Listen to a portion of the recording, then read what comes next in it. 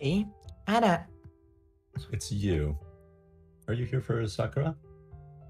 Oh, um, hello. Yeah, I am. Are you two going to Nagaya? I heard about the sake pride happening today. That it is. I'd probably like that, but I'm thinking of somewhere closer to home. I don't know what goes on in Sakura's heart and mind, but she hasn't shown any special interest in anyone but you. Maybe if you paid more attention to her, you will know for sure. You. Come in. It's too hot outside, and Sakura will be done soon. Who knows? Maybe I'll be your daughter one day, too. Today's Adachi. We are putting out a food stand at the festival next week. Be there. Sorry, but I can't. I already have something planned that day. I stated bluntly, refusing the shop manager's demand. It's very, very important. There was no way I was ever going to give up here. She could fire me if she wanted to, but I wasn't going. The old woman mumbled as she stared at me with a troubled look on her face. There, all of a sudden, a girl wearing a china dress emerged from deeper within the restaurant. Oh, right. She worked here as well. And technically, I was her superior. I'll leave it to you. Bowing my head, I was somehow able to push this responsibility onto the girl. The irritation I'd felt, all those horrible sensations, I had no plans of ever experiencing them again. And thus, an obstacle threatening my reason for living was removed. All right. Chapter 5. Flight. Everything written in it was about Shimamura, and that made it the Shimamura note. Simple as that. A deep groan left my mouth as I thought about where I would go with it next. My mind was burning with inspiration. Burning so hot, it felt like a second sun had come to be within my head. What was the thing to do during a summer festival? Given my limited experience with them, I had no idea how to even begin answering that question. Then again, you could say that my experience with most things was limited, and you'd be right. That was something I'd grown painfully aware of myself since my first meeting with Shimamura. I could start studying, yes, but the chances of me finishing in time were slim to say the least. Even so, it wasn't like I had any other choice. I would have to squeeze out everything I could and make do with it. Putting all that aside for a moment, what even constituted a festival? When you could say that you'd enjoyed one? Was it buying stuff from the stands? Viewing the fireworks? Holding the hand of the person you went with? Talking with them while you weren't busy doing the other stuff? Or perhaps... I couldn't think of anything else. I'd already thought about it in detail back when I had days to spare, but I really was too excited about this whole thing, wasn't I? We were just going to attend a festival together. Nothing more. Yes, getting somewhat excited was normal, but I was doing not so much.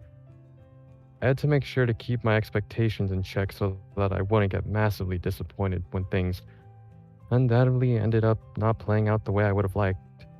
Besides, us eating something together, laughing, perhaps commenting on how pretty the fireworks looked, that was more than plenty, right? Having at last reached that conclusion, I went ahead and closed the notebook shut. It wasn't like thinking about this with my mind spinning in circles was going to get me anywhere. Plus, it might not be a bad idea to occasionally do things without stressing about them for days beforehand. One after one, memories of my past failures flooded my mind, leaving the sleeves of my yukata to rustle as I moved my hands to hold my head. I was already done with the preparations. The yukata, everything. I had all of it set up. It had taken me countless retries and do-overs to get my outfit just the way I wanted it. But even now that I was done with that, there were still hours left till our planned time of meeting. The giant yellow flower that was the sun could be seen outside my window. It had traveled across the blue sky and was now starting to set, its faint glow painting my room yellow. These days, I felt evenings to be quite cold, but back in the day, there'd be a time when I thought about them differently. I'd found great relief in the fact that another day had come to an end. I was talking about way back in the day here, back when I'd met Shimamura. I'd been a totally different person, so self-aware. Restlessly, my eyes jumped between the window and the clock. As staying in my room didn't seem like it was going to help me calm down, I decided that I'd head out and wait for her at the spot. Just like usual. Before going, however, I walked over to the mirror and checked out one last time how my yukata looked.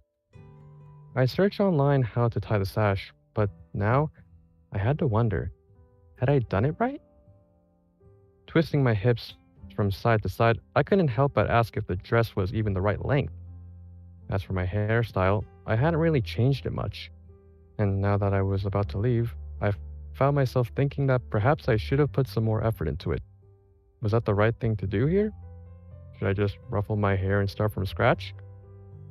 That certainly was a possibility, although at the same time, I was worried that once I started, I wouldn't be able to bring myself to stop. If that was the case, then it was better to not start at all and stick to the usual instead of making matters worse. Having convinced myself of this, I decided to leave with my hair as it was. I just exited my room when I noticed a shadow being cast across the hallway. It was not caused by the setting sun, but rather by a person. Oh. Yes, that person was Mom. She returned home from wherever she had been. Based on her expression, she seemed to find the fact that I was wearing a yukata quite shocking. The movements of us both grew clumsy, almost as if our bodies had been tied with an invisible rope. You're, heading out? I gave her the most vague response possible in the form of a slightly tilting my head. Little by little, I could feel my stomach starting to hurt. I found the whole situation so incredibly awkward. All I wanted to do was run away. More than that, I wanted her to go, to leave me be. Emotions you should never feel towards your own family members flooded my mind. A part of me even began to wonder, why was it that I'd been born here? With my head pushed out, I began making my way around the woman. Right then, You look a little dull with your hair like that. Want me to tie it up for you? at first, I couldn't believe my ears.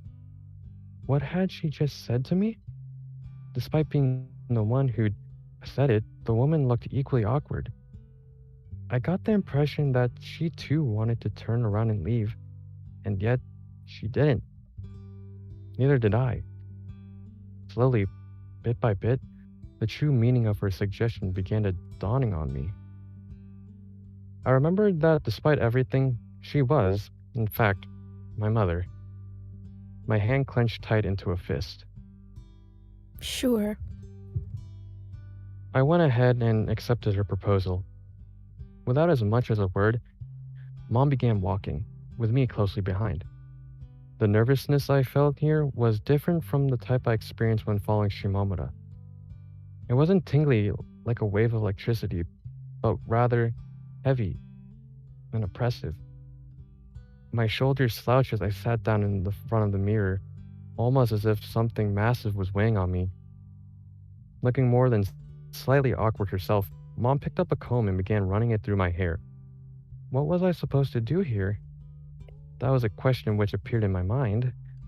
The whole situation, the way we both tried nervously to avoid looking each other into the eyes through the mirror, it all made me so uncomfortable. I found myself having trouble breathing. Was this what family was all about? We normally never talked, and as such, nothing came to my mind that I wanted to discuss with her. It was Mom who ended up breaking the ice, doing so while simultaneously preparing a rubber band to hold my hair in place. You're going with a friend to the festival? I was unable to bring myself to answer Mom straight, and yet I knew that wouldn't do. Yeah. I repeated myself, making sure that my voice was more audible. My eyes met with those of my mom's reflection. It had been a while since the last time. I see. Mom immediately hung her head and turned her gaze away as if she didn't care. In a lot of ways, she was acting exactly like I was. A few moments of fiddling with my hair later, she was done. Will this do? I gave the braids that had appeared by the sides of my head a quick touch before nodding my head. Obviously, there was no way that I could say that I disliked them. Pulled along by the bizarre atmosphere, I left the mirror and headed towards the entrance. I then put on the traditional sandals I'd gotten just for today, and, still unable to calm myself down, began making my way outside. Just then, Have fun. I almost fell flat on my face. It was as if Mom's words had manifested into something physical and given me a push from behind. By the time I turned around, she was already in the process of walking away. The whole situation took me completely off guard. I was barely able to stay on my feet. I did eventually manage to get a hold of myself, but even then, no words would come out from my mouth. I was left to slowly wave my hand at the now empty hallway. This wasn't going to lead to anything. I really didn't think so. I was well aware of the fact that it was already far too late for change. And yet, I hadn't felt bad about it. I was at least able to puff my chest and take a step forward. Holding the keys to my bike, I began making my way outside, but quickly turned back as I realized that I wouldn't be needing them today. There, I noticed that the keychain I was sure had been attached to them had at some point disappeared. I could only assume that the reason for this was that these days, I was too busy chasing after Shimamura to pay mind to such things, and yet, I didn't regret it. Not one bit.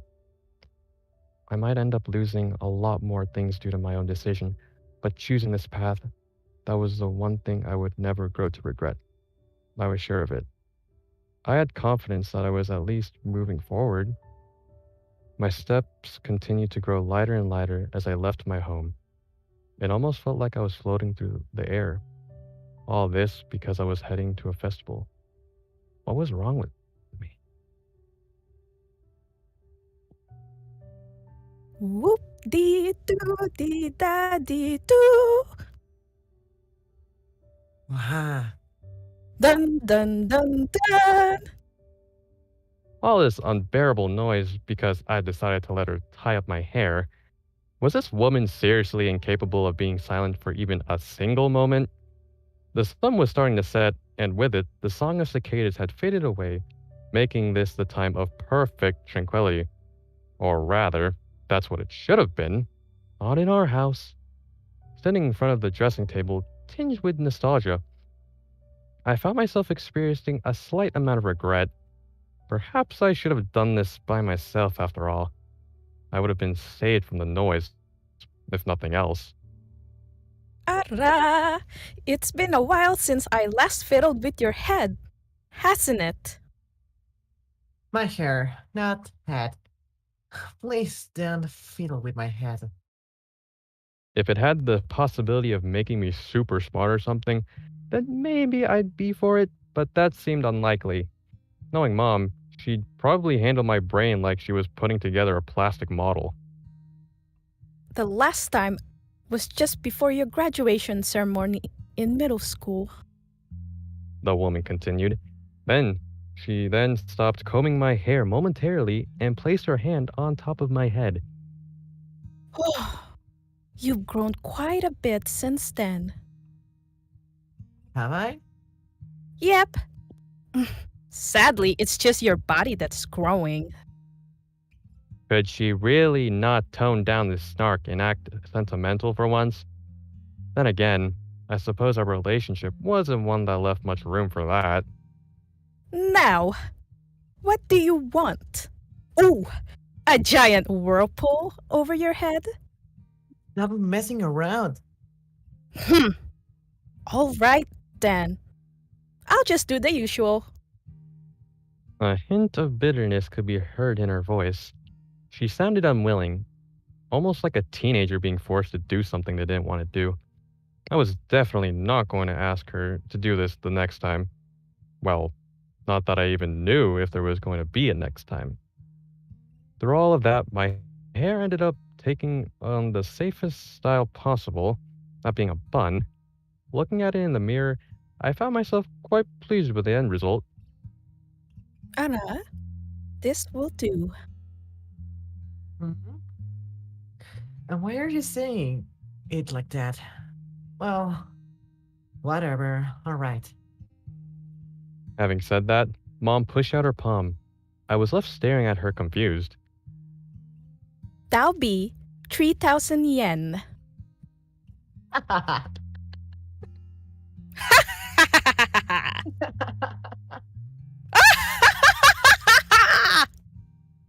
As I laughed, I found myself starting to feel a little distressed. Was she really not going to pull her hand back? This lasted for some most time, until ultimately I was forced to give up. Put it on my tab, please. Got it! You can imagine my shock over what happened next. The woman pulled out an actual memo and wrote the whole thing down. She never held back, not even when it came to her jokes. Even her jokes. Pretending like I'd seen nothing, I moved on from examining my hair to checking my yukata. The cloth was white with a sunflower pattern, and as for the sash, that was vermilion. My sister and Yashiro had both worn yukatas the last time, but this was a new one, separate from those. We sure have a lot of these, huh? I got them from Mom as hand-me-downs. Speaking of, I heard that you became her email pen pal. What was up with that? Mom asked me, all the while plucking out individual strands of hair that had gotten stuck in the comb. Touching my own hair, I replied, Yeah, she's been sending me photos of Gun. Gone. Huh? Her response flowed out surprisingly smoothly, and yet, what came after was anything but. If anything happens to Gon, you should go visit him too. I quickly turned around. Still holding the comb, Mom continued as if nothing had happened.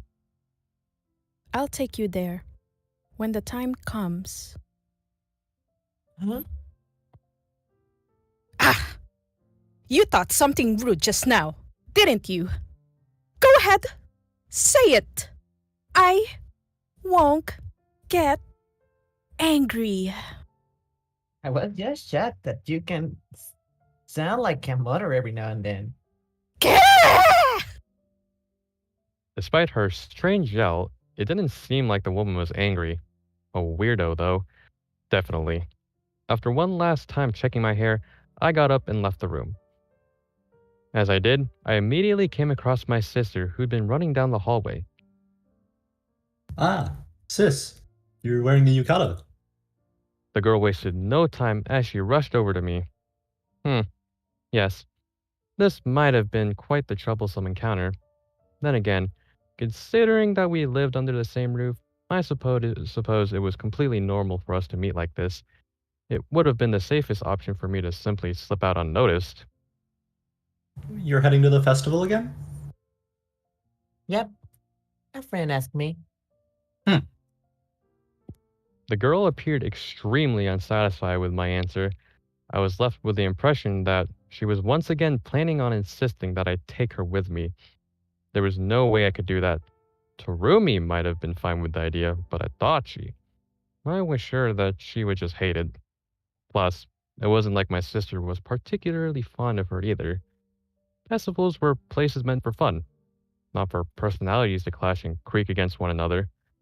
Unsure as to how to proceed, I was left laughing awkwardly. Just then, Well, in that case, Mom will take you there. It was Mom who cut in, having appeared from behind me as if to save the day. The consideration she showed here, the concern, it really brought to mind my grandmother. You will? Yep, I decided that I'll do all the mom stuff today.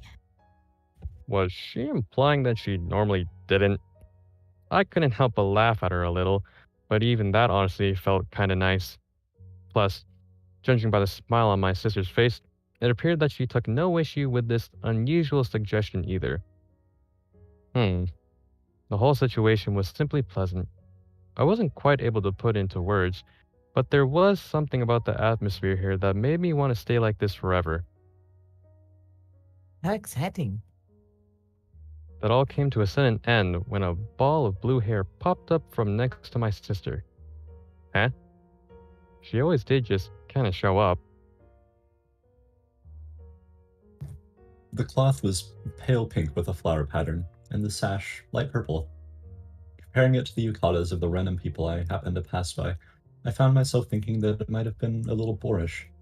Was this simply a case of me worrying too much about things? Possibly. Even so, it was true that I had rushed to buy the yukata I was currently wearing, basically on a whim after my phone call with Shimamura. And looking back to it now, a part of me wondered if I'd really made the right choice choosing the one I had. Should I maybe have called her and asked for her opinion? Probably not. If I did that all the time, I'd basically end up becoming her personal dress-up doll. Being dressed by Shimamura. Having my clothes removed by her. The image that came to my head was that of a fish cut open. Seriously, I'm such an idiot. An immense wave of shame passed through me as I stood there, hiding my face behind my hand. Had I not been outside, I likely would have ended up twisted and turning all around. We'd agreed to meet just outside a hotel near the riverside where the fireworks would be launched. One by one, people flowed out through the building's entrance. Mostly parents with their children all dressed in yukatas, giving me the impression that the place had been packed full of tourists. Though there was still some time left till things would start, the banks of the river were already overflowing with people, apparently there to reserve themselves a good spot. That was what I'd read online, at least. I never actually seen how these things tended to play out for myself. If I had to choose between observing something pretty up close and viewing a beautiful scenery from afar, I'd much rather choose the former, which was exactly why I felt no particular attachment towards fireworks displays. She hadn't shown up already, had she? I found myself repeatedly turning my head around and scanning the road behind me, the same one I'd walked down to get here. By this time, the thick veil of dusk had already covered the town, leaving the road to be painted in a still tone almost like a river made of shadows. Among the people flowing down that river, like lanterns made of paper, I was searching for her, searching for Shimamura. No matter how many people there were, I was confident that I would be able to spot her.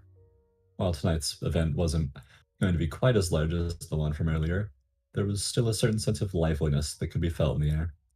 It might have been the fact that our town didn't really have much else special going for it that caused it, but seeing all these people, it kind of made my head spin. And were these people all excited for the fireworks display? Or were they perhaps more focused on the people they'd come with? As far as I was concerned, well, I probably don't even need to say it. Then, at last, it happened. My hand that had been busy swatting away mosquitoes froze in the air. There could have been others wearing a similar outfit, but that didn't matter. Only she did. My eyes were instantly captured. Everything around me grew blurry. This sight of Shimamura wearing a yukata had caught me completely off guard. It was as if a firework had gone off and exploded right in front of me. She waved at me, and barely able to stay on my feet, I turned around and sprinted into her direction.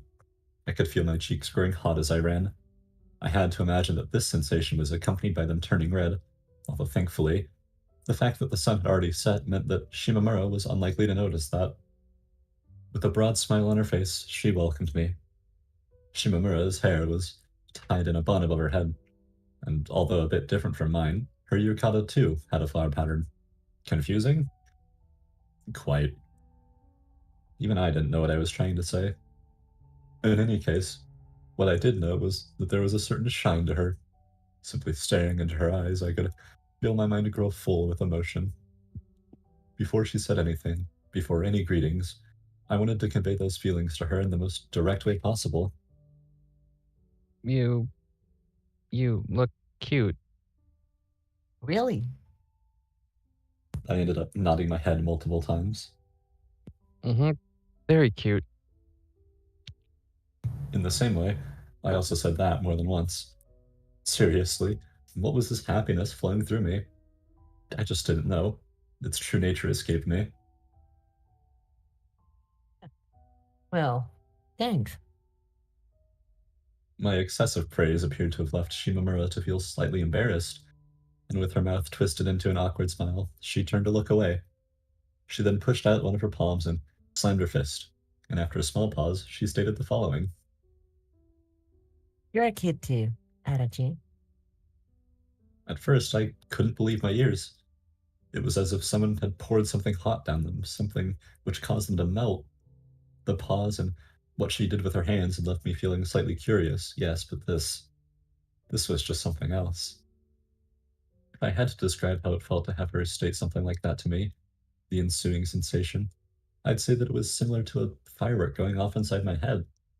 Another firework? There certainly was a lot happening both inside and outside of me. There, Shimamura extended her hand towards me. What was going on? Nervously, I watched as she drew closer, only for her to end up touching my braids with one of her fingers. She gently lifted the tip of it upwards. The tuft of her hair looked almost like a broom or something as it moved in the corner of my vision.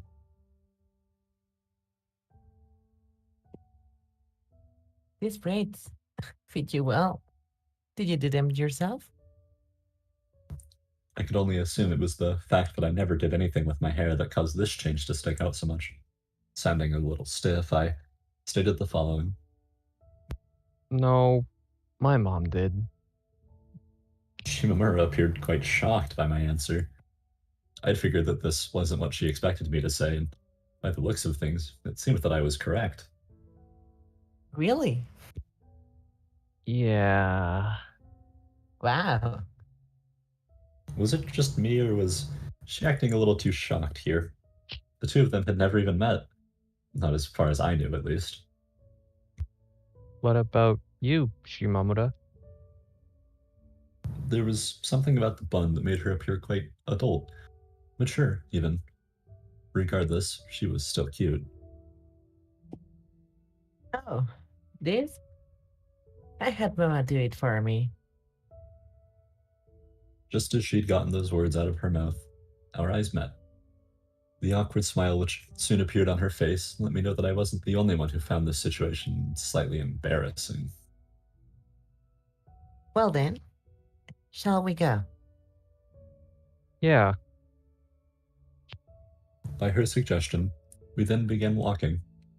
Like the others around us, we too joined the River of Shadow, becoming one of the many lanterns. Staring at Shimamura's face, her composed and unconcerned portrait, I found my fingers naturally unraveling. Not wanting to be greedy, I made sure not to snatch her hand away, but rather grasp it softly and gently. That was my intention, at least. In reality, I was so self-conscious about the whole thing that as I pushed my hand forward, my fingers ended up shivering all over the place. Furthermore, I also misjudged how much force to use, leading to me once again practically smothering her hand. Oh, what an absolute blunder.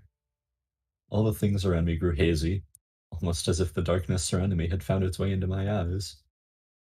The wry smile which appeared on Shimamura's face gave me the impression that by this point she didn't really mind anymore.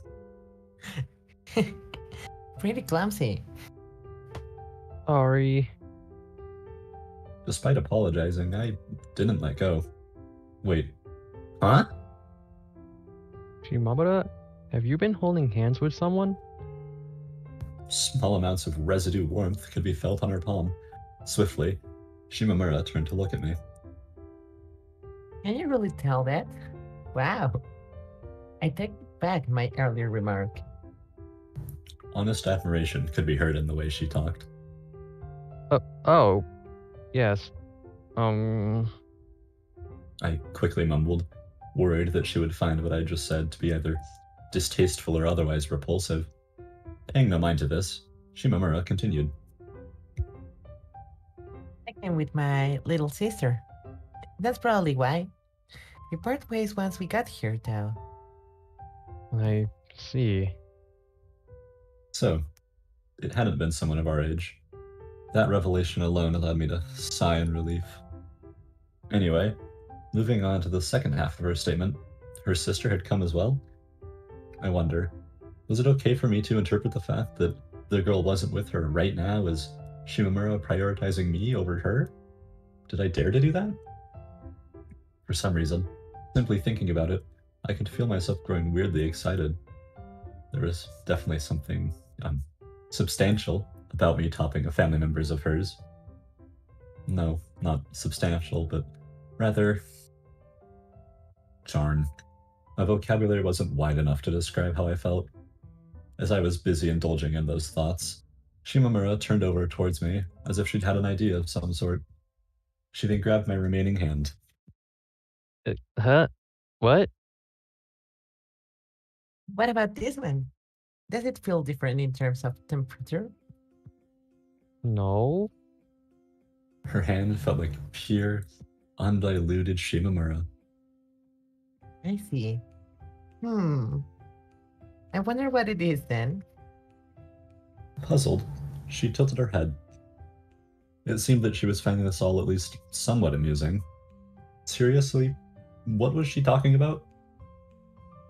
Anyway, I see that you're still sticking to your habit of coming early, Adachi. Always so strict with the time, she added, almost as if ridiculing me. I got the impression that she wasn't like that, strict with the time. Still, coming early does have its own problems. Huh? I could see a grin form on Shimamura's face. Well, there is still some time left till the fireworks, Missy. Oh. No. That's not really a problem. It just meant that I'd get to spend that much longer with her. Rather than give her a concrete answer, what I did instead was grasp Shimamura's hand. I could feel her arm move slowly from side to side. Walking together, we crossed a nearby bridge and found ourselves standing in an area full of food carts and different types of booths. Simply being part of the stream of people which surrounded us made me feel like I was going to choke. So, this was how it was, huh? Viewing the situation from inside one of the food stands had left me with the impression that there were way fewer people. The light of the lamps painted the scenery in their gleam, all the while being soft and reserved enough that I didn't find them annoying. Has the place you work at put up a food stand again, Adachi? Yep. Oh, but it's fine. I don't have work today. I quickly explained, waving my hand from side to side. I see. Shimamura nodded. I wasn't quite sure why she chose to shrug her shoulders, but she did. Now then, where should we head? I was just thinking about which one of the pathways lined with booths to take when all of a sudden, I heard a childish voice I was sure I'd heard not before.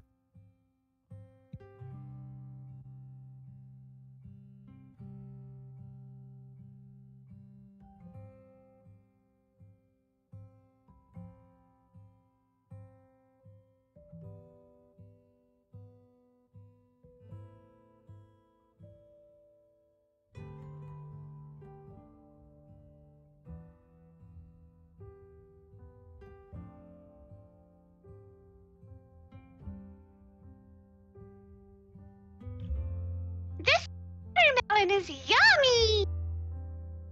The voice said. I turned to look, and just above the crowd, a glimmer of light distinctively different from that of the lamps could be seen. It was blue light. Let's go this way. I ended up pointing at the exact opposite direction from the voice. Sure, okay. Shimamura stated back, perfectly willing to go along with my suggestion. We'd not taken all that many steps when another, different voice I recognized from somewhere reached my ears.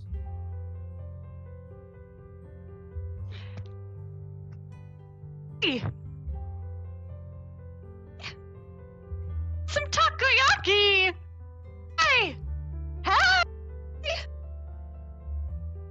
Before I knew it, my attention had been caught, and I turned my eyes toward the speaker. Ah, It wasn't just my jaw that dropped. Shimamura's did as well. The person beckoning to us from inside the food stand was the same fortune teller from that one time. Even there in the darkness, illuminated only by the dim lamps, it was easy to tell just how red her cheeks were. Had Shimamura had her fortune read by her as well? Based on her reaction, I could only assume so. It was quite surprising to me that she'd be interested in such a thing. Normally, she wasn't the type of person who liked telling others about the things that were bothering her. Wait, actually, there was that late-night fortune-telling show she'd watched. Could it be, was she actually interested in this sort of stuff? Would this make for a good topic of conversation? Oh, my! Your friend has changed her hairstyle. I see. The woman sounded extremely excited in the way she spoke, which was kind of strange considering the calm and collected look on her face. Also, my friend? Why did she say it all weird like that? Moreover, which one of us was she even talking to?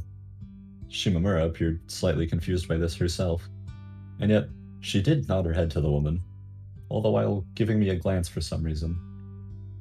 I wonder, what was the reason behind the faint smirk that could be seen on her face? Oh, is Kamen Tatsuo not popular with the current generation? In any case, she waved her hand, signaling that we were done with that topic. And now then. Yes, I see. So, that's how it is, huh? The woman looked at both Shimamura and I, her eyes sparkling in a way that hinted at something deeper. What was she talking about? That's how it was? What was? I spent a few moments thinking about it when, all of a sudden, the realization hit me. I grew so incredibly flustered as I made the connection between the woman's words and the matter we discussed earlier, so flustered that I even ended up letting go of Shimamura's hand momentarily. is she an acquaintance of yours, Adachi? I'm not sure if I go that far. What about you, Shimamura? Despite my intention of pretending like I was calm, I couldn't help but notice how fast the last part of my sentence ended up coming out. My neck was starting to feel like it was on fire. I got involved with her during the previous festival. Involved with her? I quickly shifted my attention towards the woman. Looking at her, I got the impression that she wasn't the kind of person who thought twice before opening her mouth, and a part of me began to worry. What would happen if she were to blurt out everything we talked about? What if she told all that to Shimamura? Those worries were likely visible on my face as soon as the woman let out a hearty laughing towards me.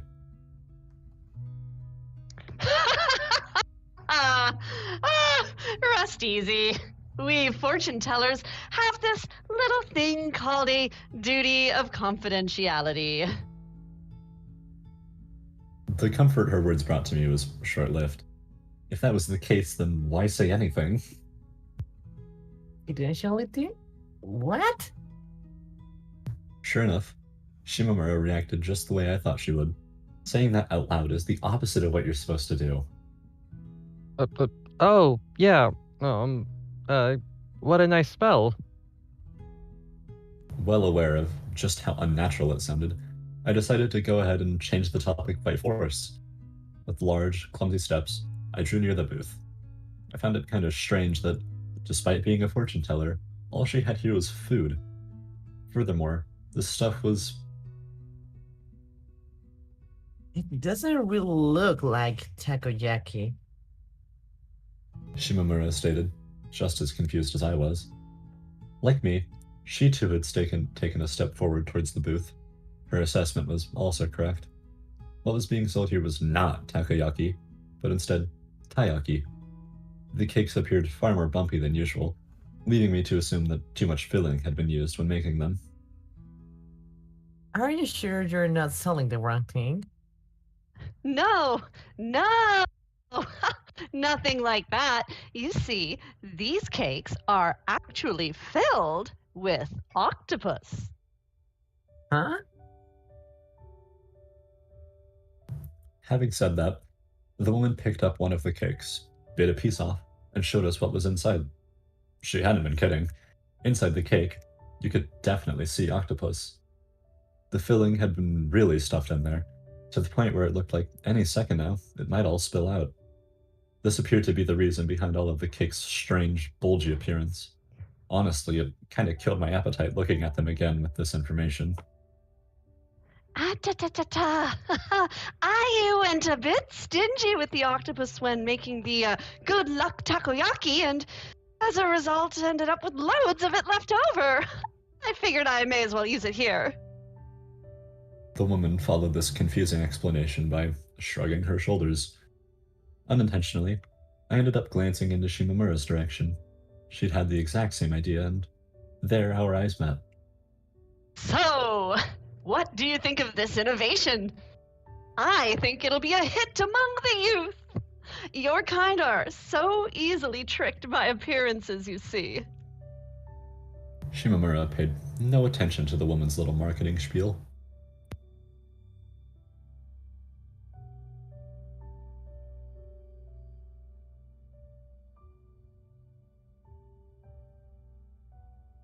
What she did instead was take my hand.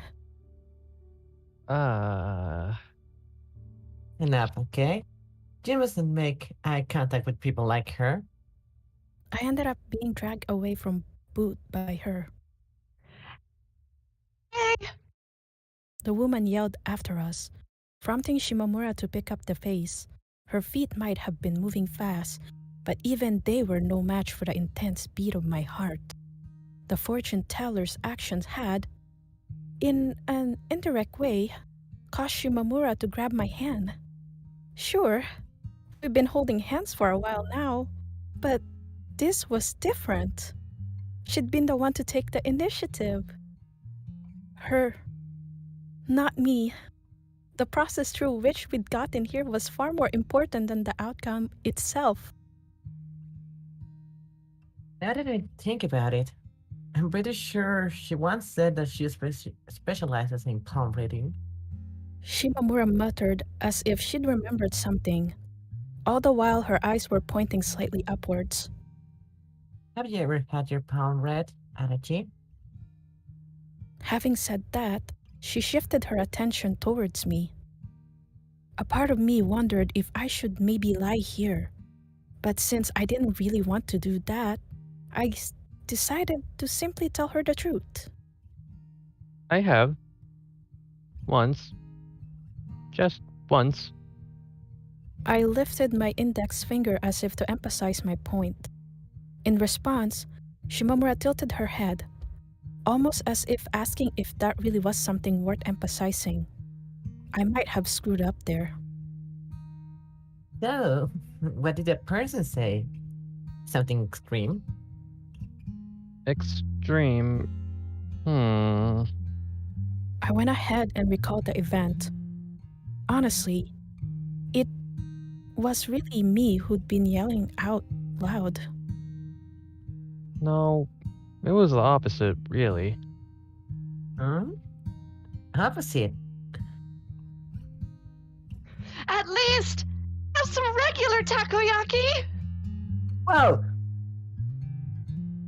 The woman had come after us. In her hand, she was carrying a plate filled with takoyaki, the regular kind, just like she'd said. Shimamura once again broke into an almost a sprint, leaving her unable to keep up with us. What was going on here? I just didn't get it. These are round, I tell you. Round takoyaki, not taiyaki. Okay. I'll buy one. The way Shimamura spoke indicated that she couldn't be bothered anymore. There was a clear hint of her telling the woman that once she got her money, she better leave us alone.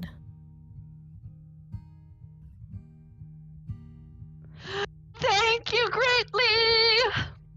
With those words, the woman turned around and returned to her booth.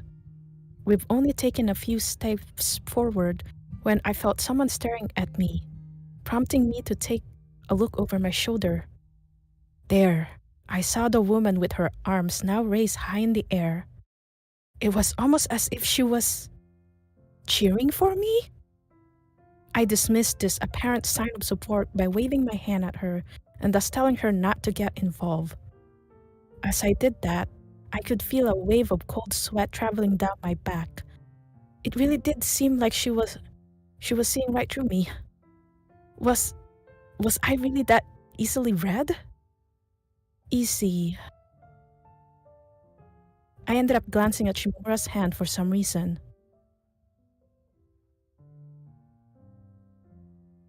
Anyway, like I was going to ask, what did the fortune teller told you the other Candy apples. While this might well have been the most blatant way in the world to avoid having to answer her, it was the only one I had available to me. Grasping Shimamura's hand, I charged towards the candy apple booth. I had never actually eaten one before. The only thing I knew about them was their name. There were apparently multiple varieties of them, but as to what those were, I had no idea. Well, whatever. It wasn't like that even mattered. I went ahead and bought one.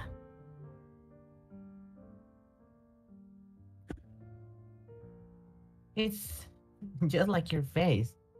Shimamura commented, prompting me to make the following observation. My face had in fact grown pretty warm.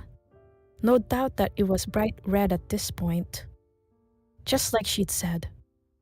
Shimamura then took the apple from me, and contrary to my belief that this would at least buy me a few moments, switched back to the previous topic almost immediately. Now then, what did the fortune teller say? Okonomiyaki. We can gloss over the exchange that ensued that it was pretty much identical to the previous one. I finished buying the okonomiyaki, and there, almost like she'd planned it, Shimamura let out a giggle. Talk about the fortune teller now. A water balloon. I want a water balloon. Splash! Splash! Tell me, Adachi, what was your fortune like? All right. Even I could see what's going on here.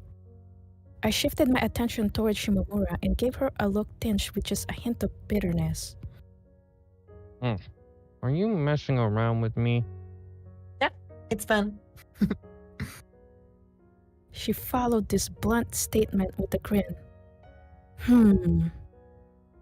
I ended up deciding to let the matter go.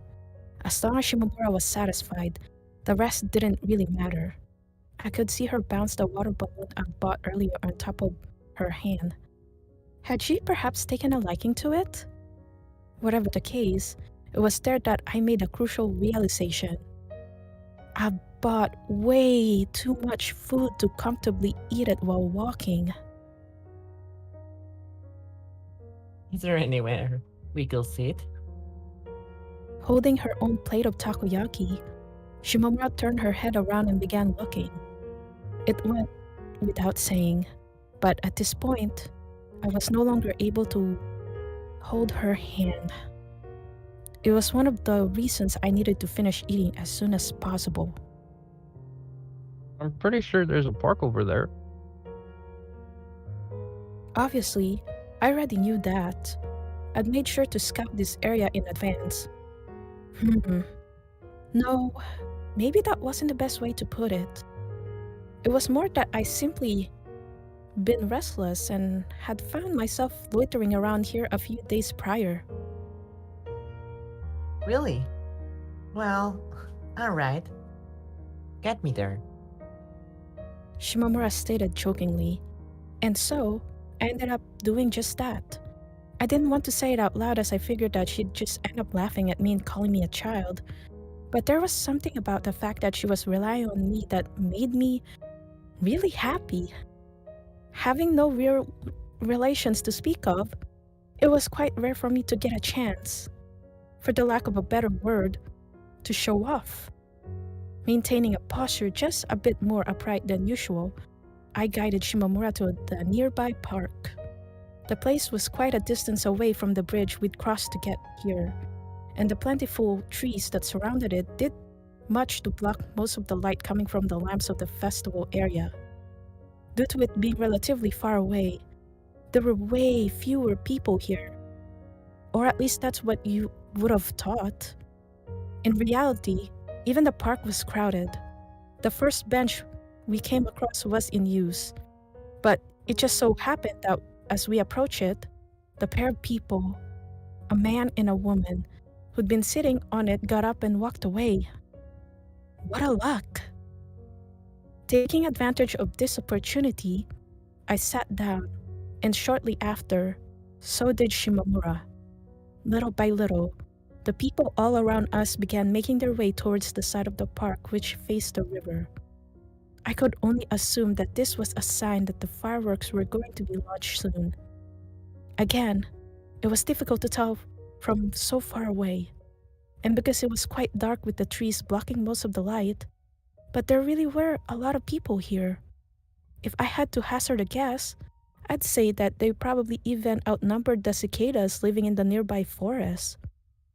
You could see a few group of girls standing around. I wonder, why was it that seeing them caused me to feel so oddly relaxed? Which one do you want to eat first? Shimamura's eyes bounced between the candy apple and the plate of takoyaki. The takoyaki sounds good, I think. It was the one I've eaten before, and in my mind, that made it the feasible first choice. I grabbed the plate and picked up one of the pieces with a toothpick through it and brought it to my mouth. Though it hadn't been listed anywhere, these appeared to be covered in soy sauce. The piece of takoyaki was way too hot to eat in its entirety, and as a result, I was mostly left to nibble its surface. A few bites in, I noticed that something was off. I took a closer look at the takoyaki I was eating, particularly at its intersection. What is it? There's no octopus inside. There were only onion. Well, yes, but as for octopus, that was nowhere to be seen. Really? That's weird. I thought she specifically said she had octopus left over. Shimamura stated out loud, clearly puzzled. However, it only took a moment for her face to twist into a wry smile. Oh, wait. I think I get it now. Huh?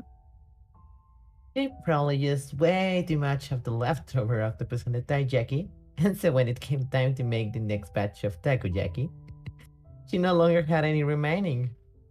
Probably. That's my theory, at least. I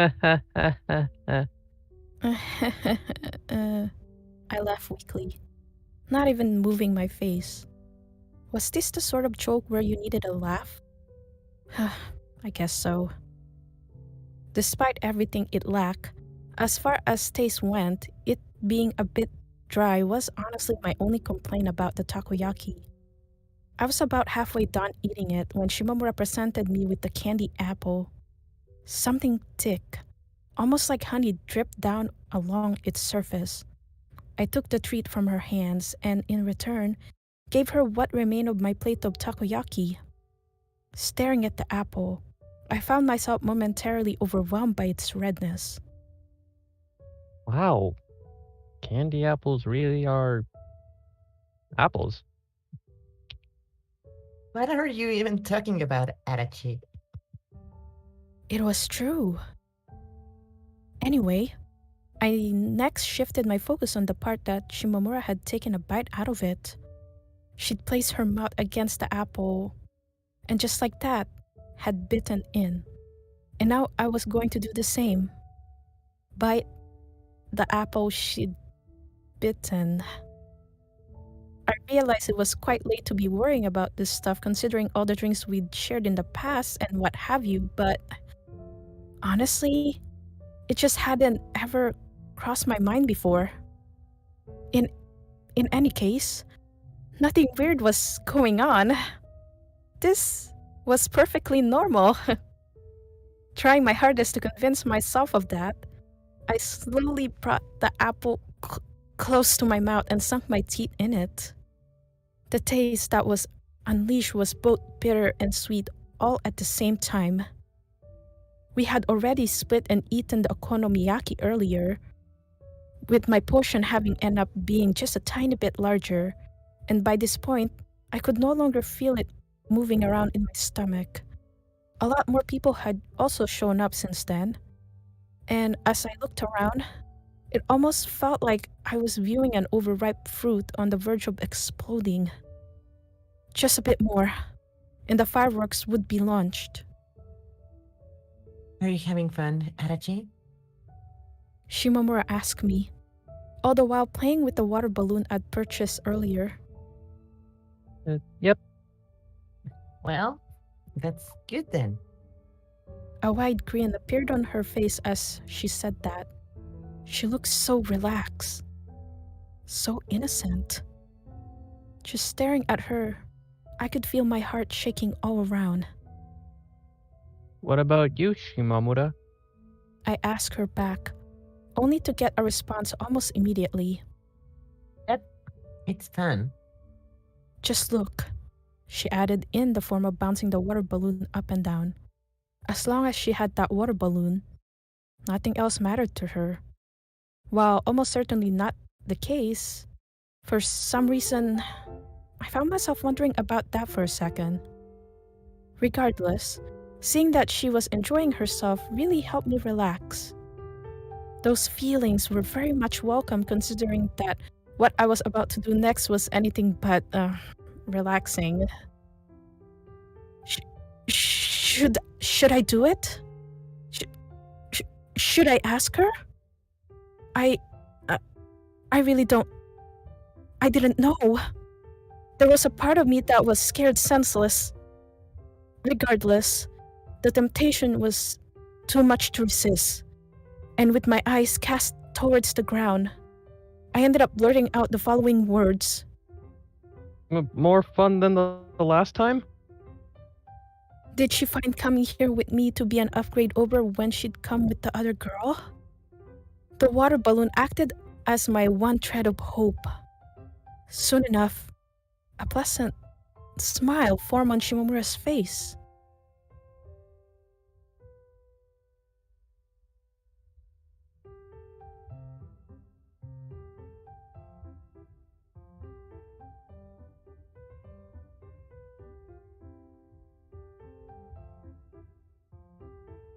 Perhaps.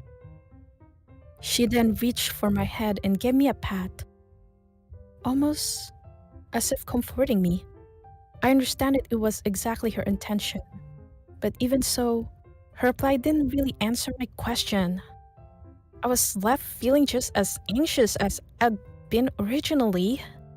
Of course, it wasn't like I wanted to keep pressuring her. The last time I had done that, I'd ended up in tears. Instead, what I chose to do was stand up.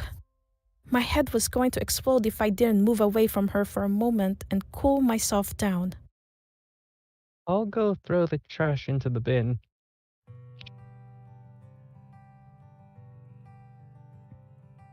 My, how sensible.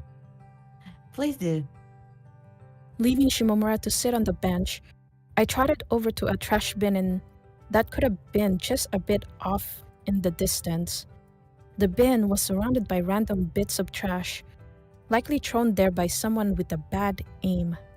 That, or by someone who just didn't care. I did initially consider simply looking the other way. It was hardly my duty to clean up after others. But the more I thought about it, the more I realized that just didn't sit right with me. I found myself picking up the pieces and throwing them into the bin. Why did I do that? Well, I didn't believe in the existence of a god or any such entity. There was a part of me that felt that by doing bad deeds would never get what you wanted. That was to say, my motives were ultimately selfish. By the time I finished cleaning up the trash, I'd managed to calm myself down. At least a little bit. If nothing else, my face no longer looked like steam was about to shoot out from my ears. I turned around to look in the direction of the bench, and there, my eyes came across Shimamura, bouncing the water balloon up and down with a smile on her face. Looking at her again, slightly farther away, there was something that I realized. She hadn't been wearing a yukata during the previous festival. Could it be? Could it really be? Had she worn it for my sake? I knew it was pure hubris to assume that to be the case, but I knew it.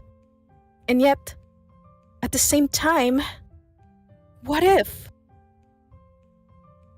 What's wrong? Why did you stiffen up? Shimamura asked, her head tilted slightly to the side. I gasped silently deep within my throat, almost like I'd practiced doing so. Then, having swallowed that gasp, I stated the following. It's just you're so pretty, Shimamura. Thanks. I honestly felt like I'd managed to get those words out quite naturally. Wow! Go me! I could feel a wave of blood gushing through the veins in my neck. Shimamura responded by grinning and slamming her fist against her palm, just like she'd done earlier. You're pretty too, aren't you? Thank you. It was the second time today that she'd said something like that to me, and because of that, the emotional response her words invoked was just a tiny bit weaker. Was this what they meant by having too much of a good thing? Well, whatever. At least there was some lead in. Huh? Look, a firework. All of a sudden, Shimamura leapt up from the bench and pointed her finger towards the sky. I looked up, and right in the next instant, the world around me was swallowed by light. The red sparkles came together to draw a picture of a flower in full bloom. It was as if they were carving it into the canvas that was the night sky. Having only ever heard fireworks from far away, I was caught off guard by just how intense the sound of them going off actually was. Wow. Shimamura gasped. A few moments passed before the next firework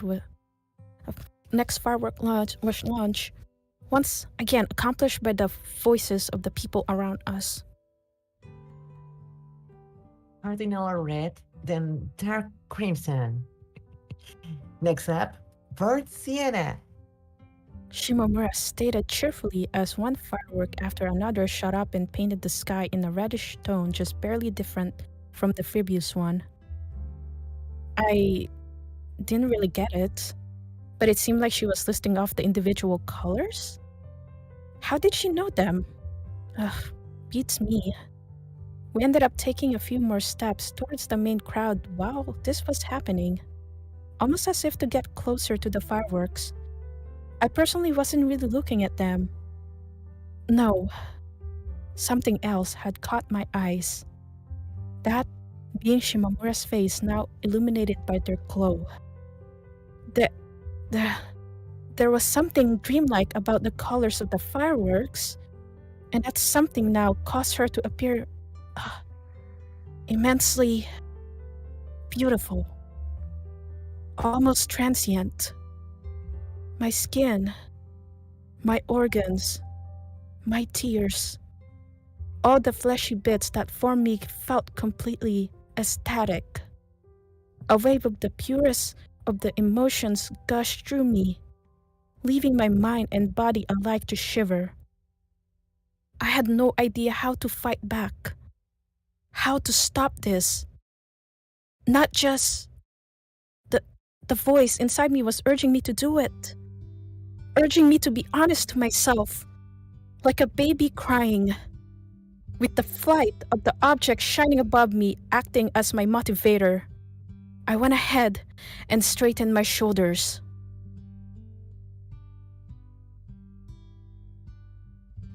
Like the fireworks, my feelings too soared through the sky. I love you. I love you. Those were the words I heard.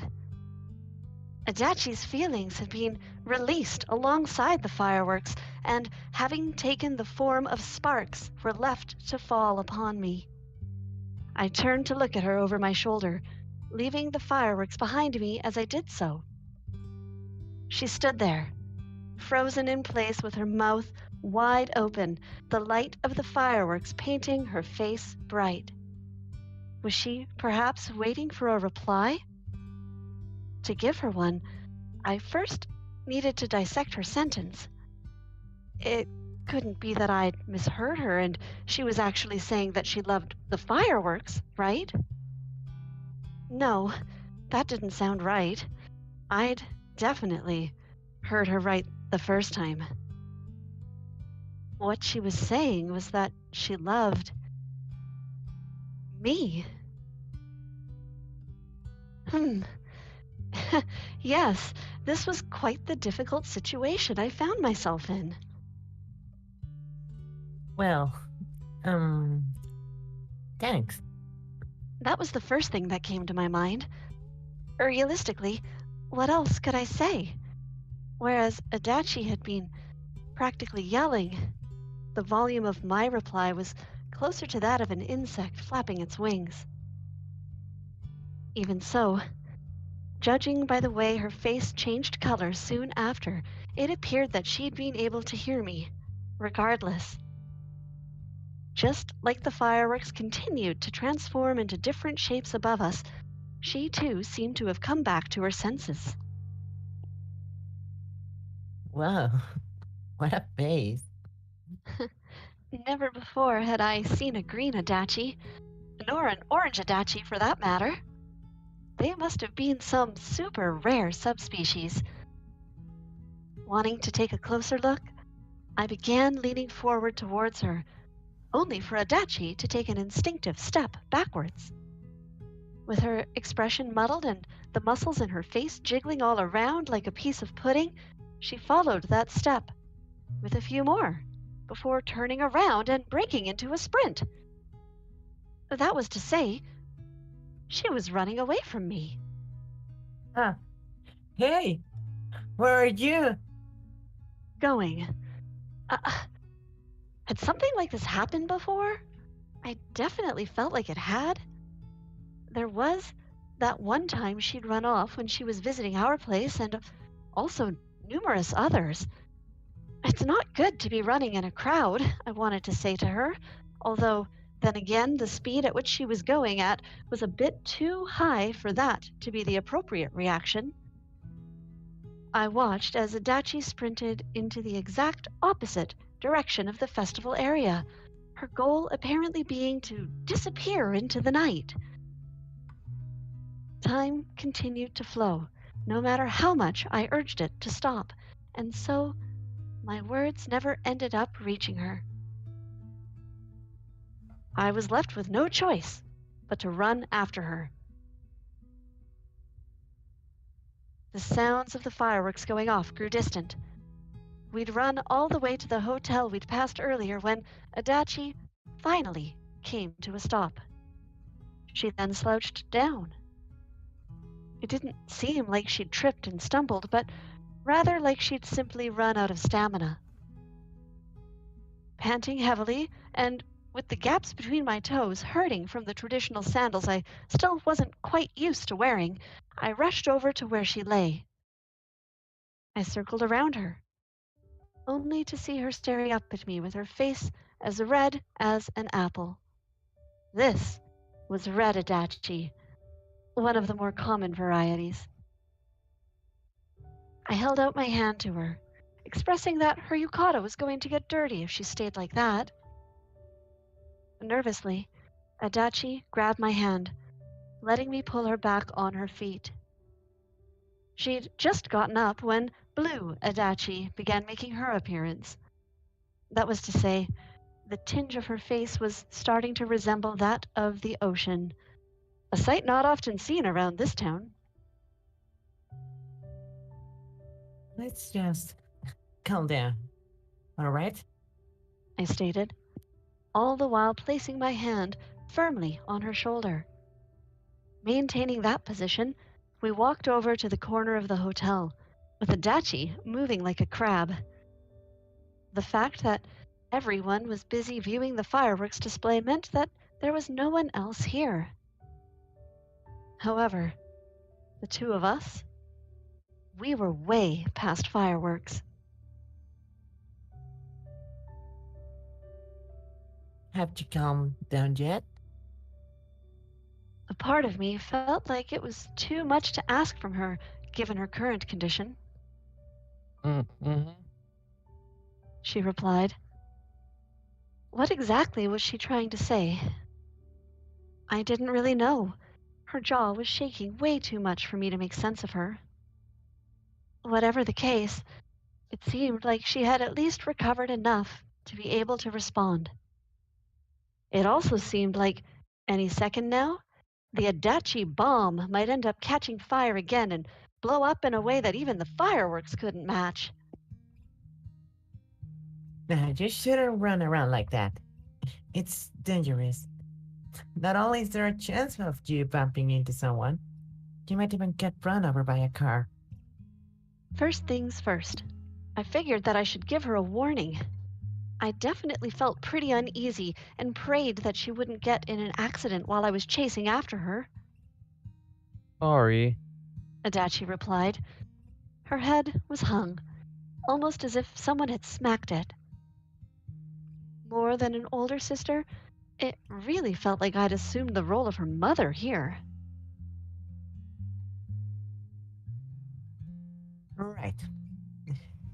Anyway, did you have something that you wanted to say to me? I found it a little difficult, forcing those words out. As for Adachi, well, she was left staring at me with her mouth wide open, desperately trying to form sounds. I'll? Firmly, she shook her head from side to side. It appeared that "I'll" wasn't correct. Well, not that there were any aisles nearby. I had to say, even my pulse was starting to pick up pace here. Just a little bit. I felt, how to put it? Flustered? Bewildered? Something like that. Whatever the case, one thing was true. I'd never experienced anything like this before.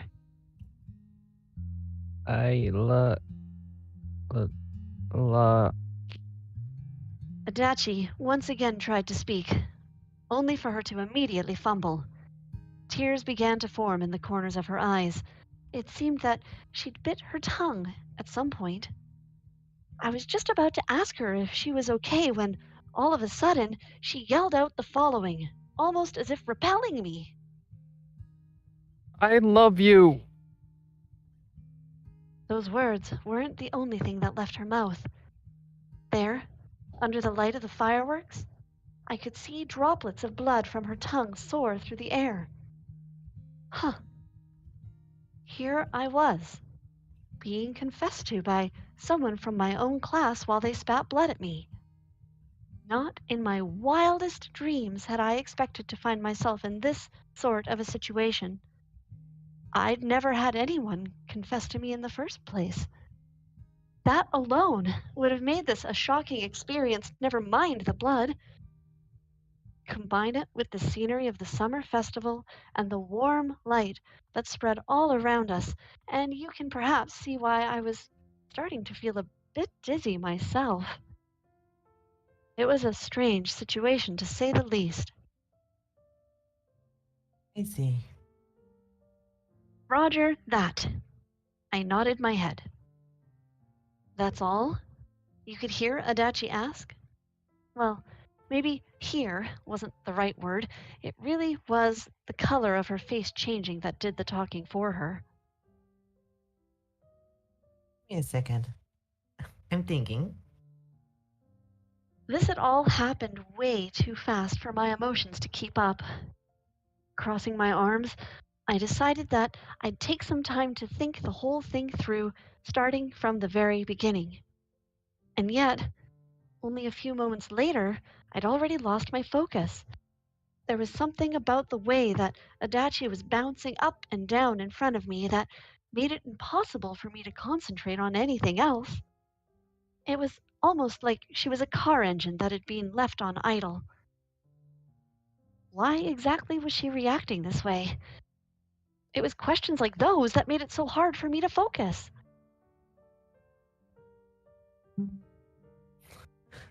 Well then, Adachi, if you love me like you say you do, then what might you be hoping for from me?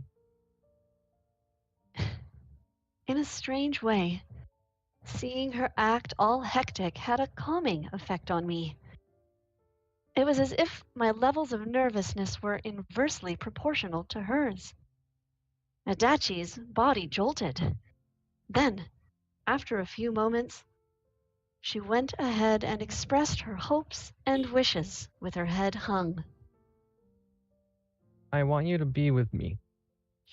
I'm right here. I want you to think about me. I am thinking about you.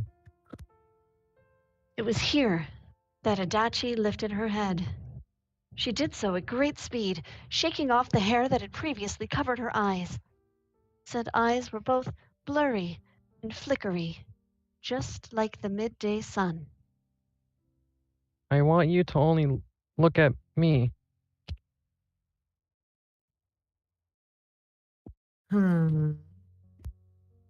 So, ultimately, that was what it came down to, huh? Just her. Just her. To summarize, what she was saying was, You're asking me to go out with you. Adachi's shoulders jolted in response. Droplets of sweat could be seen appearing along her hairline. I personally found the night to be a bit on the cold side, but I suppose that being as excited as she was changed things. Just like that, Adachi fell completely motionless.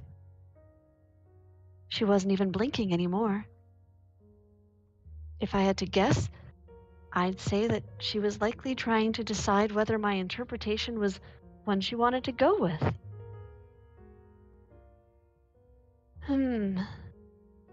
I decided to give her some more time. A few moments passed, after which, having apparently reached a conclusion of some kind, Adachi nodded her head lightly. Oh, I love you. Please go out with me. The journey to get here had been one filled with chases and spilled blood, but when you actually sat down to write what had happened, those two short sentences were all that you were left with. Still, what exactly did she mean by that? By us going out?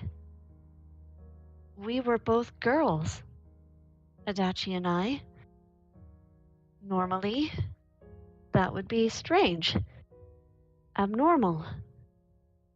From the point of view of a regular person, it was definitely weird.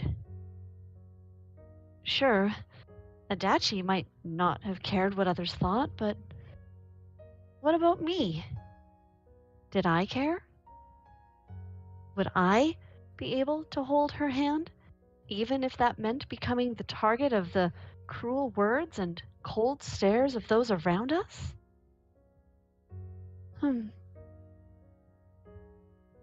Well, if I loved Adachi, if I truly loved her from the bottom of my heart, then I think I would be.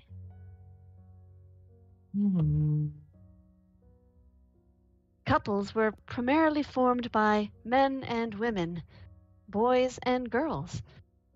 Then again, the reason why that was the case had to do with making children, and as far as I was concerned, well, that topic was years away from being relevant to me. Instead, people of our age fell in love and did what they did for wholly different reasons. It wasn't a problem of weighing the positives against the negatives. That wasn't at all what going out with someone was about. Personally, I loved Gon. I really did. At no point had I ever hoped to receive anything from him. No, it was his fur, his innocence, the way he behaved and acted in all situations that I'd found to be absolutely lovable. Falling in love with someone was an abrupt process. It just happened. There was no room for calculations, for give and take. I was sure that Adachi felt that way too. No way could I bring myself to simply turn her down. If we were to go out, what would that entail? We'd hold hands, go on dates, and... Huh? Was that really different from what we were already doing? Oh. It wasn't different.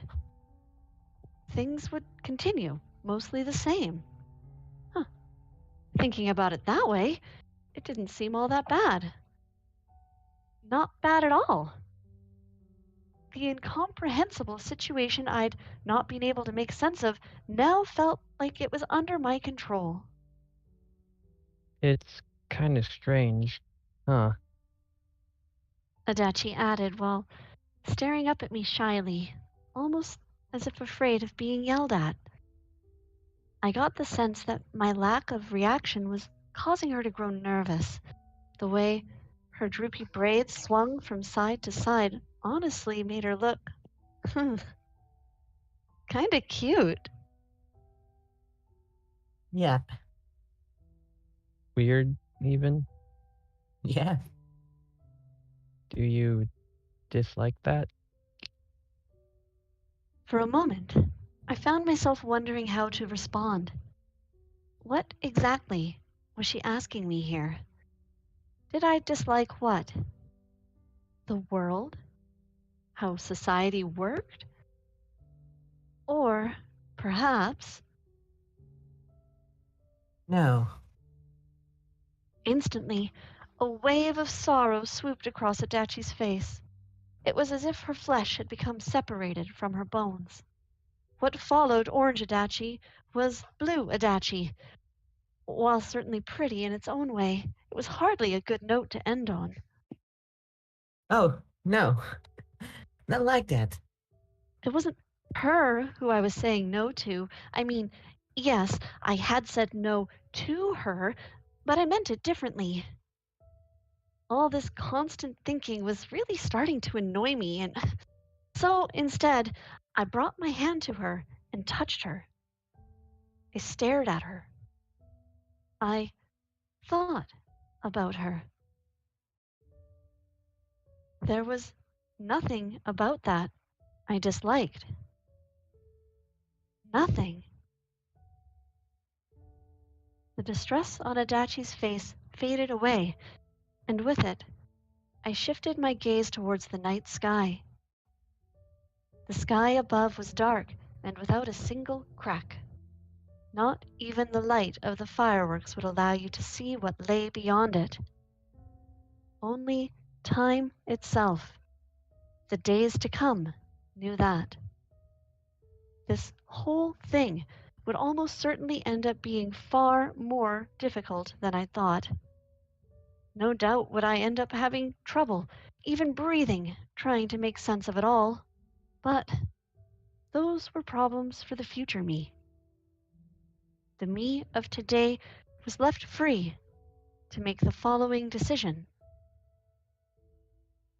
Sure. Why not? A firework went off right as I said those words, leaving me to wonder if Adachi had heard me. Regardless. And so it happened. I ended up deciding to see what it would be like to go out with Adachi.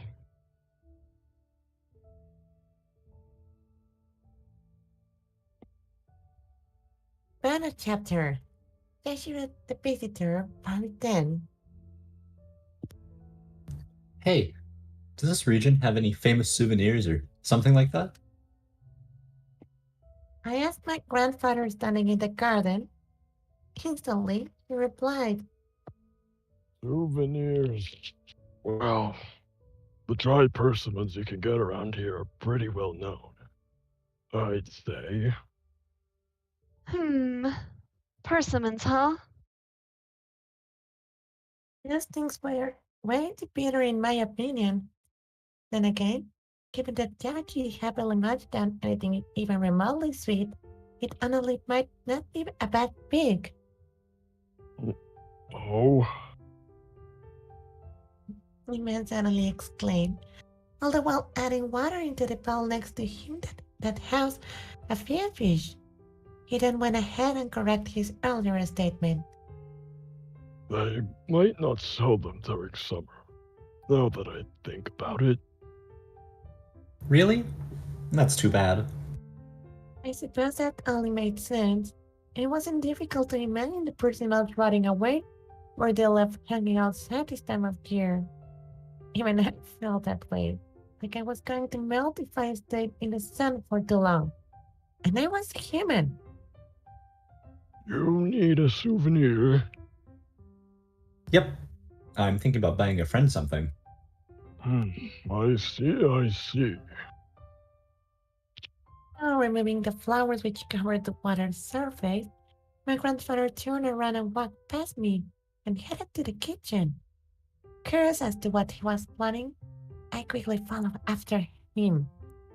There, in the kitchen, I was met by my grandmother cutting onions with intense speed.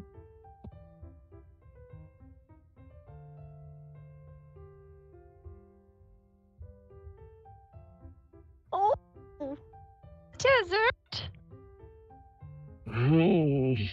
Nothing. I responded to her question, all the while peering inside the fridge. I was standing right behind him, which cast a wave of cool air to hit me as he opened the door. It felt pretty good. Do we still have it? I wonder. Rummaging, he went through the contents of the fridge and piled them up on the floor. You can see that my grandmother very much disapproved of this. Oh, once you're done, make sure you put everything back. Oh, yes, I will. Man answered him limply. There, after a few more containers full of fish, a smile appeared on his face. It appeared that he had found what he was looking for. I knew we had it. Well done, me. My memory is still intact. He spent a few moments praising himself in a tone of voice that often heard coming from his mouth, before opening the Ziploc bag, pulling out what looked like a ball made of paper and showing it to me. A frozen persimmon prepared by the one and only me.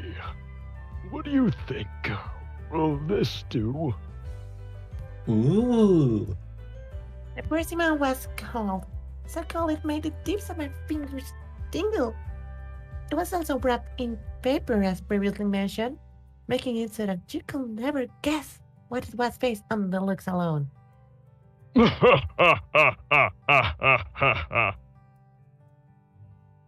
The man laughed, appearing more proud of himself than I'd ever seen him.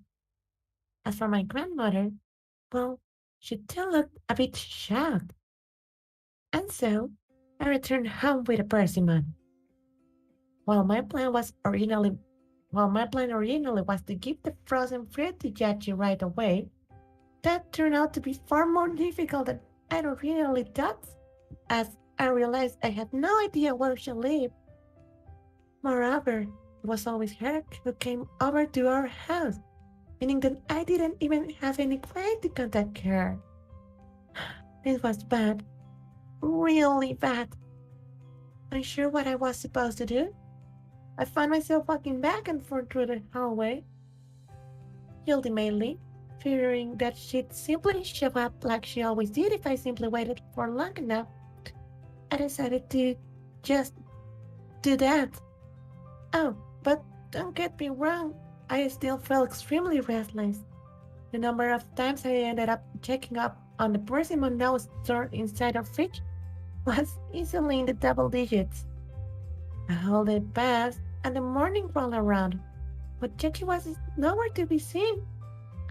I once again found myself wandering around aimlessly down the hallway. There, I spot Sis, having just woken up. It was kind of wild how her hair gradually rose behind her head. She almost looked like a lion. What might you be up to?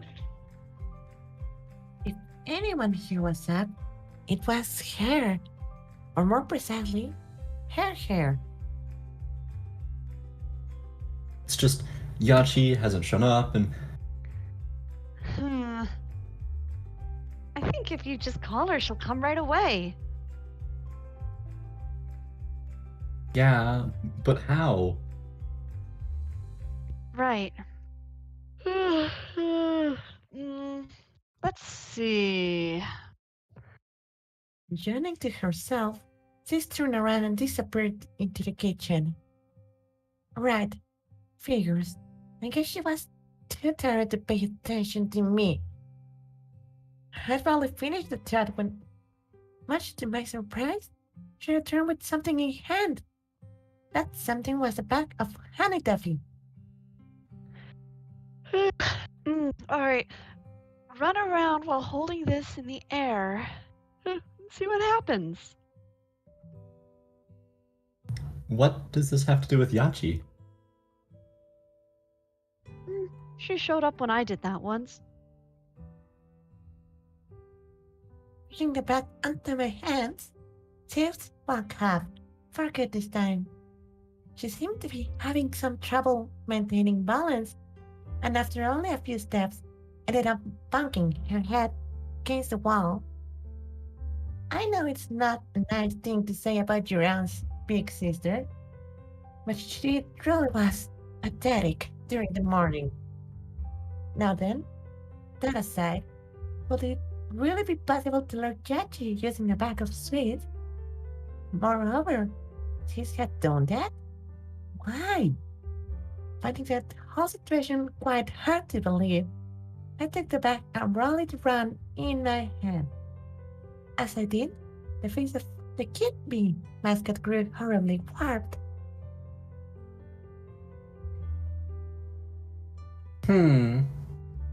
It was more than likely that she was simply tricking me. And yet, I went ahead and lifted the bag above my head anyway. Although there was no one here to see me, I still found doing so kinda embarrassing. I then broke into a slight sprint. and I with my hands in the air left me completely defenseless. And honestly, I found it kinda uncomfortable. Despite still being the only person here, I could feel my face steadily growing all red and itchy. It was seriously difficult to imagine anyone being able to sense me doing this. At the same time, I couldn't shake off the feeling that if anyone could do it, it'd be Yachi. Yachi had something special about her, something which exceeded the rules and boundaries of this planet. Wait, huh? I was on my turn lap through the hallway when all of a sudden I heard a second set of footsteps behind me. I quickly turned to look around, and wouldn't you know it, Yachi was there. She was frozen in a similar position to mine, her arms still lifted in the air above her head. Our eyes met. Ooh! Shou! Immediately, she broke into a run. She had her arms spread wide open and didn't slow down even as she drew closer to me. What? Was this going to be okay? Shall I be worried? Well, it turned out that I should have. A mere moments later, she had already ran into me full speed, ending us both of us tumbling down the hallway. The way her hair brushed against the face, as we lay there, made me feel like all the piled up humidity inside me was being cleared away. Shou! Whoa! With her arms wrapped tight around me, yet she went ahead and wrapped her cheeks against mine. I could see her springy flesh squishing up and down, and she did so. What was happening?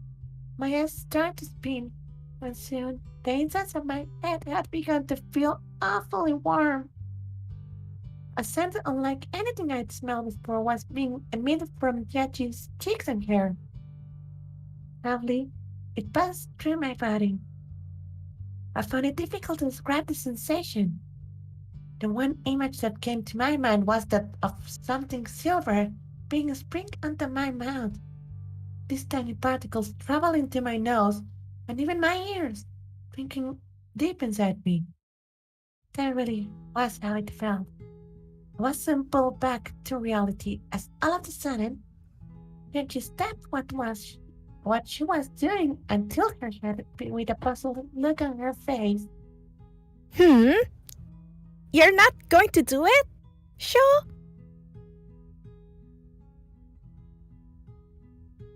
Do what? Snuggle with me. Snuggle. Having said that, she once again began rubbing her face against mine. Seriously, where had she learned all this from? Okay. Matching her movements, I went ahead and moved my cheek just a little bit. Although I was probably doing anything, it felt like at least 10 times more embarrassing than before when I'd merely been a passive participant. Warm began gathering just below my eyes, almost as if warm rain was falling down on me. I quickly stiffened up and stopped, but even there, yet she kept on going. Did being able to see me really make her this happy? Was she happy because of me? My mind grew all the more blurry as I thought about that. I could feel my ears getting slightly cold. We spent the next couple of moments like that, lying there on the floor. So, you're back, Shou? After we finally got back up on our feet, I turned to Yachi and saw her grinning in a way which signaled not the slightest bit of embarrassment. Wow, not only that, I noticed that she'd at some point snatched the back seats from my hands. Yeah, I am. Why would she attract the sweets? How had she possibly been able to sense them? I decided not to think too hard about all that stuff. Also, I made sure to get you a souvenir, just like I promised. Ooh! Is it something delicious? Yuji's eyes practically lit up as she asked me that. Was she really that much more excited by the souvenir than she was by me? I mean, yes, that was pretty much like her, but still, Probably. Now, follow me. I guided her to the kitchen. There, I spotted Sis lying flat against the table. Her unkept hair was spread in front of her and almost resembled a jellyfish. Ah, Shimamura! Having also noticed this, Yachi quickly hauled herself into her direction. This was exactly what she'd done to me moments earlier, except this time, the result was a lot different. The girl's tiny friend put her at just the perfect height, where her head slammed against his knee, sending her flying backwards in a very showy fashion due to the force of the impact. I know I've made this observation before, but at times it really felt like gravity probably had an effect on her, Huh? leaving a visible mark on the table. She slipped her head. Both her eyes and mouth alike remained half open. So tired. That's what happens when you stay up all night when you're not even studying. Moron! It was Mom who spoke. She was also there washing the sink. It's not my fault. Whenever I tried to end the call, she just kept on talking. Without some excuses, sis once more collapsed against the table. Well, whatever. Let's just leave her be. There was something far more important for me to be focusing on. I walked up to the fridge, opened it, and pulled out the container that held a persimmon. It was cold, so cold that I could almost feel my fingers freezing just touching it, making it the perfect treat for the season. Removing all wrappings, I showed the fruit to Yachi. Wrinkly! That was her initial impression. It's a persimmon. Purr! Simon? Clearly puzzled, Yachi tilted her head to the side. I'd been right. She had no idea what persimmons were. Softly, I opened my mouth to explain. It needs a bit more time to fully defrost, so... Munch! Ah! Barely got in a sentence in when all of a sudden, Yachi sunk her teeth into the fruit. Her jaw moving up and down. Bits and pieces were broken off the frozen treat, which then disappeared inside her mouth. I was left staring at her in shock. Yachi, on the other hand, responded to my confusion with a white grin. Sweet! This is quite sweet! The look on her face was one of satisfaction. She really did like sweet things, that Yachi. Yep. Despite looking like a character straight up from a fairy tale, I couldn't help but get the feeling that if she was actually placed into one, she'd end up eating the gingerbread house or something and be promptly chased off. Do you like it? It is very delicious! Yes! That's good. You see, my grandpa made it. Though not my own achievement in any way, I still found myself boasting a little. I could see Yachi nodding along to my explanation, as all the while her gaze remained fixated on the persimmon still in her mouth. There, she let out a short giggle, like one did when eating sweets before turning her pretty eyes my way. Here you go, Shou. Take a bite. Let's share it. Huh? Having said this, Yet you lift up the fruit and held the opposite side to the one she was currently biting into towards me. Really?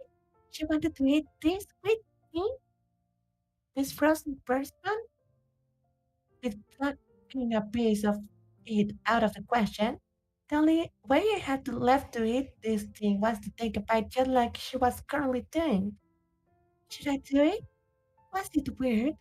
Was it weird eating a fruit like that? Thoughts like those soon fill up my mind.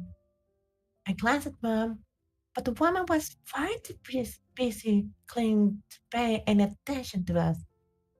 Same way, this dude was still stuck in her jellyfish state. We were the only ones. We were in our own separate world. The light of the morning sun shining in through the window painted everything around me white. Slowly, I wrapped my mouth to the persimmon, almost like an insect being attracted by the set light. The exercise, nose, ears, they were so close to mine. Simply moving my face, I could feel her touch. Showing no hesitation, yet she continued munching. With each bite she took, I could feel her hair and her forehead drawing closer to me. My throat squeezed up, and a sensation similar to being nervous ran through me. And yet, I remained like that. Once we were done eating, once the persimmon was gone, what will happen then? I could feel the frozen fruit starting to melt just from the dropping of my lips alone. Ow.